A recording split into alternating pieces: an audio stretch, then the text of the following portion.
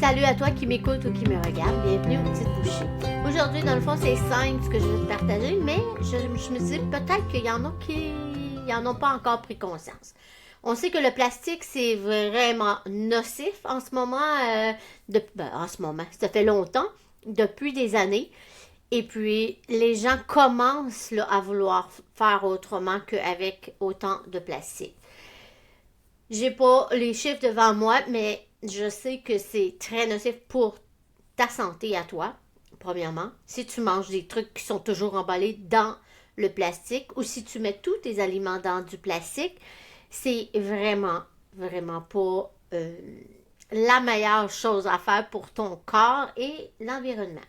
Donc aujourd'hui, je te partage des trucs que j'ai appris il y a des années. Ça fait longtemps que je fais ça. Mais moi, je le faisais pas par principe de l'environnement ou ma santé quand je le faisais il y a 40 ans, quand je me suis mariée. C'est que ma grand-maman et ma mère ont toujours fait ça. Et moi, j'avais appris comme ça. Fait que c'est comme ça que je le faisais. Puis je trouvais aussi que c'était une belle façon de récupérer. Parce que des fois, quand tu t'ajoutes je vais prendre l'exemple de la choucroute parce que quand le chou il est pas en saison, mais moi je le fais pas, je la jette.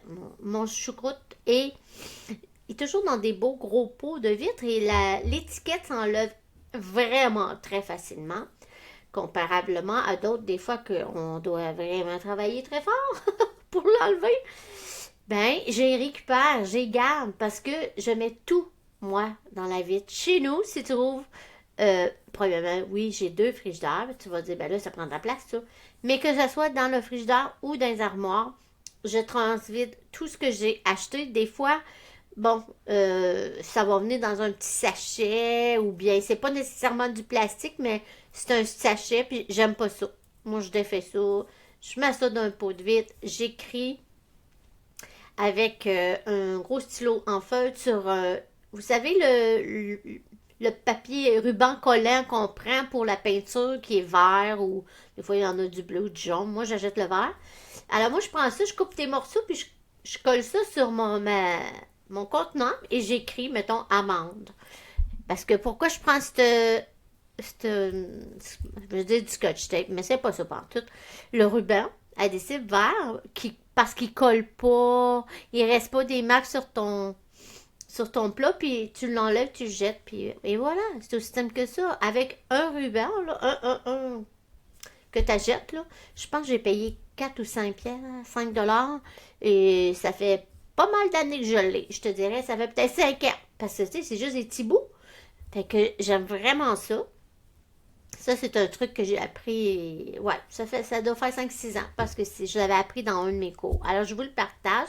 Je trouve que c'est une façon très euh, j'aime mieux gaspiller ce petit morceau-là et puis que des sacs de plastique que ça l'arrive dedans. Moi, je le remets dans un contenant de plastique. Là, ça, non, ça me plaît pas. Et vous savez, le plastique, comme j'ai dit tantôt, ça a un effet très nocif sur les hormones de les femmes. C'est incroyable. Et puis sur les hommes aussi, les enfants. Donc, je préfère garder, récupérer ou acheter, parce que moi, j'ai fait énormément de canage dans ma vie. Et puis, là, j'en fais moins, mais j'ai tout encore mes pots. Fait que je prends et je récupère tout ça. Je mets mes farines, mes noix, je mets mes épices, parce que des fois, oui, j'achète des plus grandes quantités. Donc, je pense que c'est facile de récupérer beaucoup de pots que vous avez déjà qui sont en vitre. Le seul conseil que je vais te donner, c'est que assure-toi qu'il est bien lavé et propre et sèche. Bien comme il faut. Parce que si tu mets quelque chose comme, je sais pas moi, une farine de manioc dans ton pot, et puis que c'est pas sèche, ben ça va coller. Puis ça peut faire que tes aliments vont devenir pas bons. Et l'autre petit conseil qui est super important, parce que j'utilise aussi les pots pour congeler, ça va super bien si tu as fait des soupes et que tu veux congeler ou tu as fait de la sauce à spaghetti, ça se congèle super bien dans des pots, que ce soit maçon ou des pots que tu as récupérés. Le seul problème, c'est qu'il ne faut pas le remplir. Il faut absolument que tu laisses, là je monte si tu regardes sur YouTube, mais un pouce. Un pouce. Il faut qu'il y ait de l'air parce que vous avez remarqué quand vous faites congeler, mettons un bouillon, il va toujours avoir une petite bosse, il gonfle l'expansion. Fait que s'il n'y a pas cette place-là, ben il va exploser dans votre congélateur. Donc, à se souvenir qu'on peut vraiment très bien congeler dans des pots de récupération de verre. Il faut juste garder au moins un pouce où ce qu'il n'y a rien. Et c'est sûr que j'utilise aussi beaucoup le tissu là, qu'on va enduire de cire d'abeille. Ça va super bien. Puis maintenant, ils vendent des couverts qui sont faits avec du tissu, puis que c'est vraiment un produit alimentaire à l'intérieur là, qui n'est pas endommageable. Fait qu'on a des belles façons de travailler autrement. Lâcher les sacs Ziploc, c'est vraiment aider non seulement l'environnement, mais ta propre santé.